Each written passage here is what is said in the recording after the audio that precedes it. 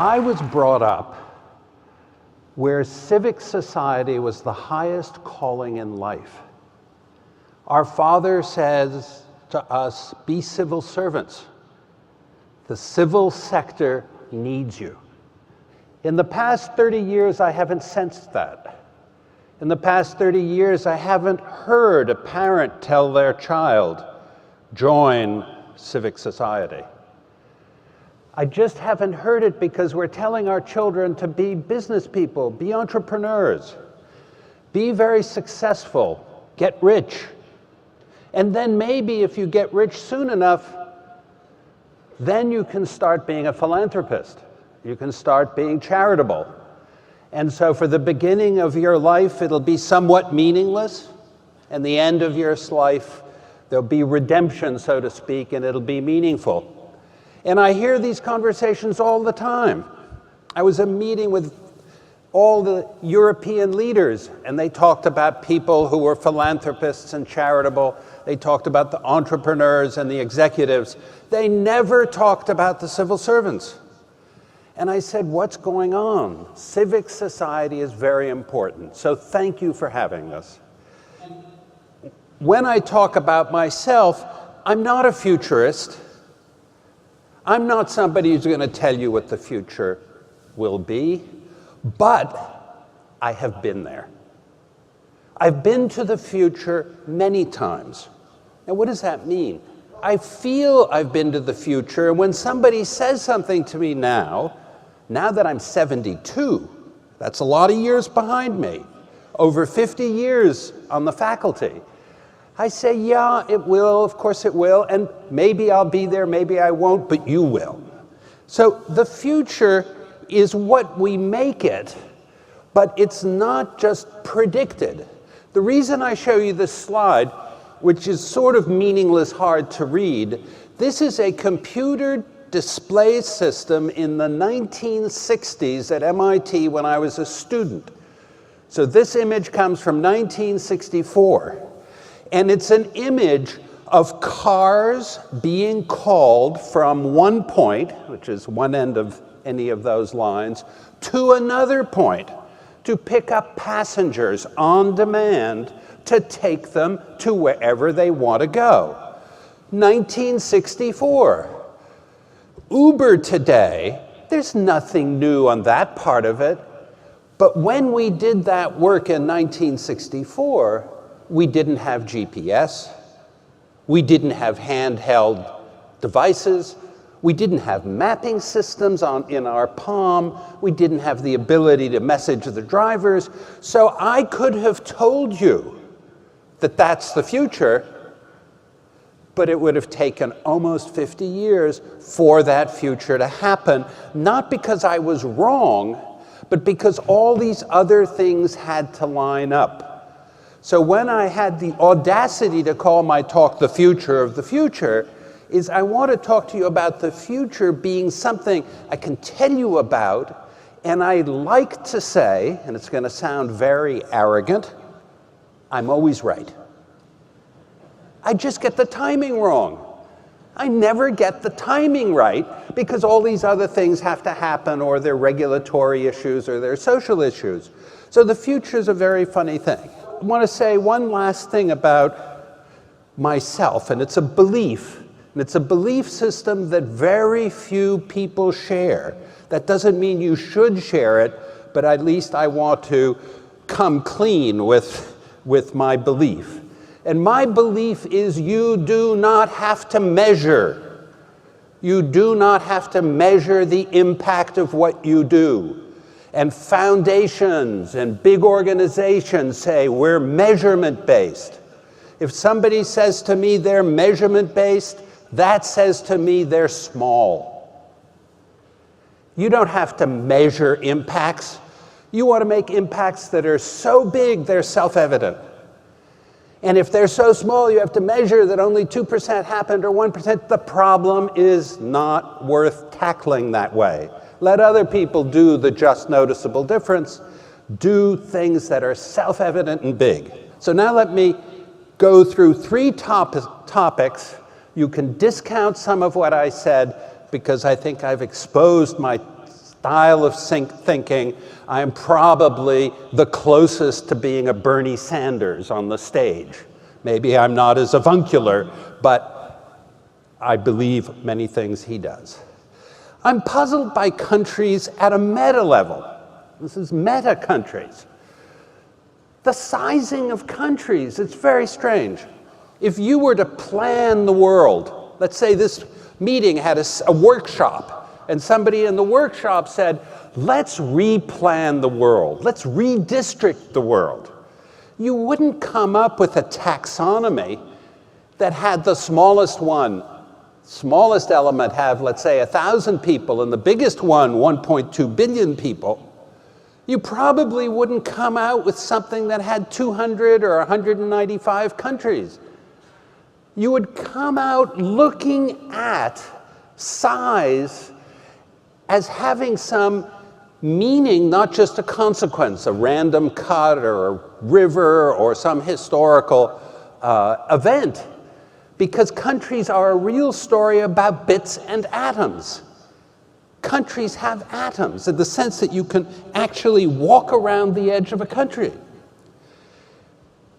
I think you would design a world that had maybe 5,000 countries, because there's some sizes that work better than others. Another thing about countries, exceptionalism is a polite word for nationalism. It's a funny phenomenon. I am 100% Greek. My parents, my grandparents, my great-grandparents, my great-great-great-grandparents. And I have to tell you with authority and presence, I was there during the recent elections and during the summer and all of that catastrophe. Greeks think they are exceptional. It's where democracy was born. Nobody forgets it. In fact, democracy being born in Greece has been a problem for Greece because they can't get over it. They can't make something else. And they're stuck in exceptionalism. And if you look at the polls in the United States now and the speeches and the people, I won't bore you. It's the greatest country, the bleeding rubbish. We are like everybody else. Everybody is like everybody else. There is not some group of people who are exceptional. Certainly not nationalistically exceptional. It doesn't exist. Or racially exceptional. It's a disease. And it's a disease that's leaked into the concept of countries, and you'll see why I'm talking about it, which is this reason. Global civics is weak. It's much too weak. I love the United Nations, but it's not a governance. It's not good enough for us to say, let's be one world. Let's be multiple countries, maybe 5,000, and one global civics. Global civics, these sound obvious, maybe naive, but please ask them. Don't take for granted that the world is composed of countries, and the ones we've got is the right number and the right ones. I'm usually invited to give these talks because I'm going to say controversial things. So I won't let you down. Fasten your seatbelts, and you don't have to agree. When I wake up in the morning, I ask myself one question, literally every morning. And since I've said this so often, I actually do. I say, oh, it's time to ask that question. And the question is, will normal market forces do what I am doing today? And if the answer is yes, stop. Nicholas, stop. Because if normal market forces will do it, let them do it. What will normal market forces not do? And there are many things normal market forces will not do. One of the biggest, of course, is things that are out in time. If the payoff is way out, normal market forces won't do it. In the United States, we have an assumption, which is on the screen, that capitalism is democracy. I'm making no plea for democracy. Premature democracies have been a real problem. And I'm also not convinced it's always the right way. But I do think capitalism has hurt those who believe that democracy is a core element. And when I say capitalism is not democracy, to the United States Congress, I've had people who've come to me and said, "Why are you so unpatriotic?" I said, "What? Don't you understand that there are things that aren't part of the business, the commerce community, that mission and market are separate? You're welcome to think of something as a market, but missions may or may not have markets. Their markets, if that's the right word, may be way off, and there's certain self-evidences that you do not because it's a market, but because it's a civic responsibility. And civic responsibilities are close, in many cases, to human rights. Not always, but civic responsibilities, there are some we take for granted. The streetlights. The streetlights are enjoyed by the rich and poor in every country. The streetlights don't appear on your bill. You don't pay more if you're more of a pedestrian. You don't pay more if you're rich or if you're poor.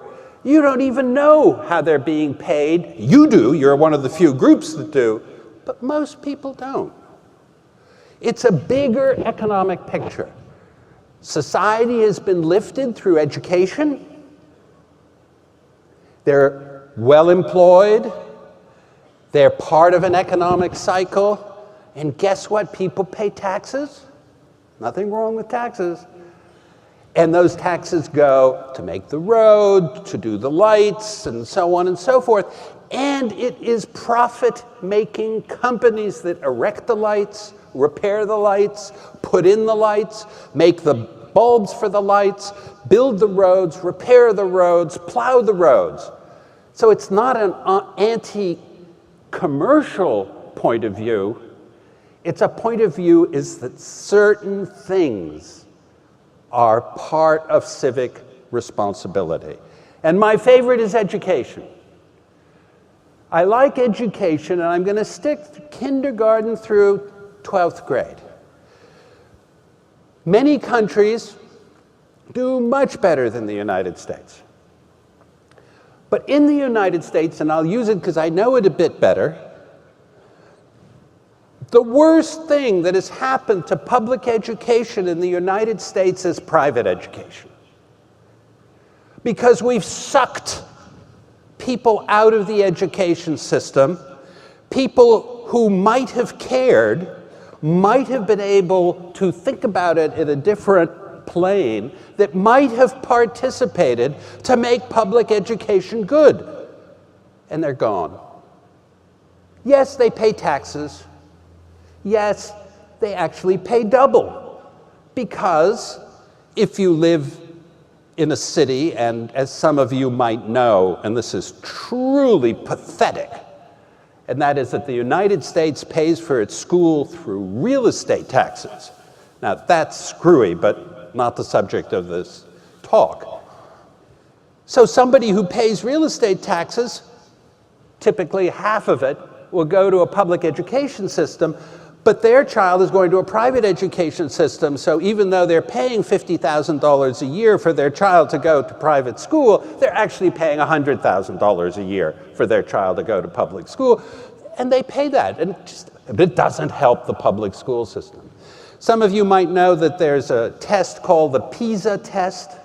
The PISA test whatever you think about it, it's a test that says something, and the United States, it measures OECD countries and where they are in relationship to each other. The United States is always down below the 50% mark, and Sweden is always either way on the top or near the top or a real outlier. And people look at Sweden, they K through 12, they have no testing, no homework, shortest days per year, and shortest hours per day. And you say, why? What's wrong? We think that the way to make education better is to make longer hours, give more homework, have lots of testing, and they don't do any of that.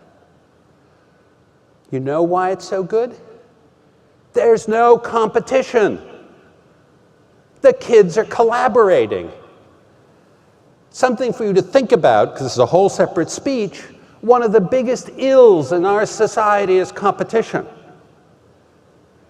I sat in a meeting hosted by somebody from the State Department about global communications, and she said, the only thing we know is that it's going to be competition. Why? You don't build two road systems. It's a very complicated subject, so I'll go on to my last. I just showed these because they're great slides. This is when I did work in trying to make education for kids in remote areas. I don't have enough time to go to it in detail. It was called One Laptop Per Child. One Laptop Per Child was a very controversial program. We distributed 3 or 4 million laptops, but that wasn't the success. The success of One Laptop Per Child was that I could go to a country, I'll pick Brazil, and I could say to Brazil, I could say to, the time of this, it was Lula, I could say to Lula, put a bid out, because you have to, these are tenders, put a bid. Put a bid for one laptop per child, and I will bid $165 per child. And I promise you, President Lula, I can do it. I can do millions of them for $169 or whatever dollars. So he puts out the tender. We announce we're going to bid this. What does everybody else have to do? They have to come lower. We don't care about it being our computer, so they come lower. So the importance of one laptop per child is that there are 50 to 100 million kids in this world who have their own laptops who would not have had them through bidding, not through making. So let me end with my favorite topic. I'm not hung up on the word human right or human rights, call it civic responsibility. That's the provocative part of this slide is the first word, not the last two words. Now, I believe it's time to rethink certain things, and I'm going to make a very specific proposal. Why did the internet not unify the world? I thought it was. If you had invited me here 20 years ago, I would have said, ladies and gentlemen, we are about to see a phenomenon that is going to help unify the world in a way it has never done before. And it's called the internet. And it hasn't done so. Now, there are many reasons, and probably those reasons will be topics of other discussions, but one of my reasons, which I think is an important one, is really taken from a phrase. Somebody said, the future is coming, but it won't be evenly distributed. And the internet certainly wasn't.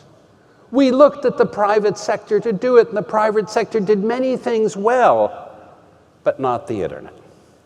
So I think the internet should be free. I know how to do it, and I think you should want it. It should be free the same way streetlights are free. It should be free the same way public schools are free. It should be free the same way libraries are free. It can be, and I think it must be. So here's how I plan to do it, and I will use 2 minutes to tell you. I'll go back to the word free for a second. It turns out that the 196 countries we have get in the way, because each has a different regulatory regime, each thinks differently about pricing, each thinks differently about content. I mean, there's a lot of different thinking. And I will argue that if we launch low Earth orbiting satellites, roughly 500, 600 miles up, thousands of them,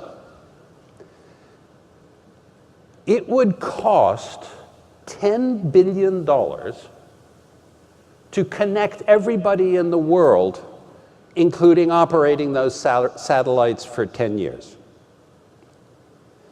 Now, why do I like that scheme?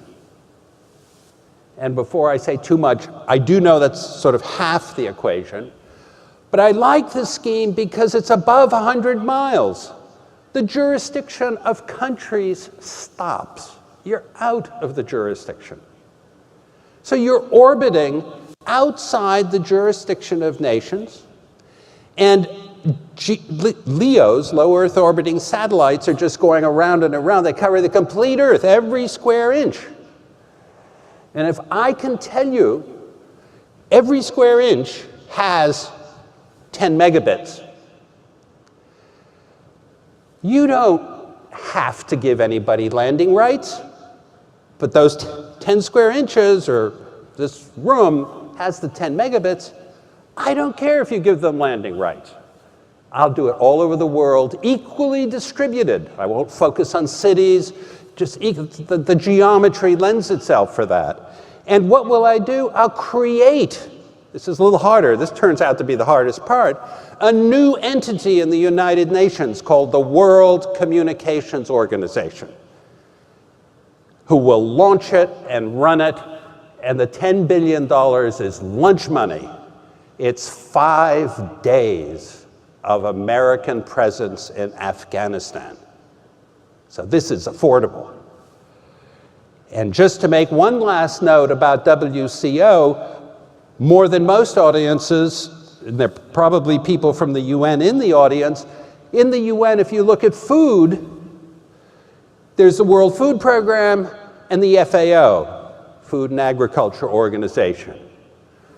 One does information and research and so on, and the other is combatants, really, land troops. They feed 50 million people a day. They drive trucks. They get killed. They're on the ground.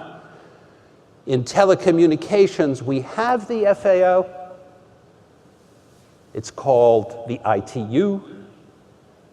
We don't have a World Food Program for telecommunications, and we need it badly now. Thank you very much.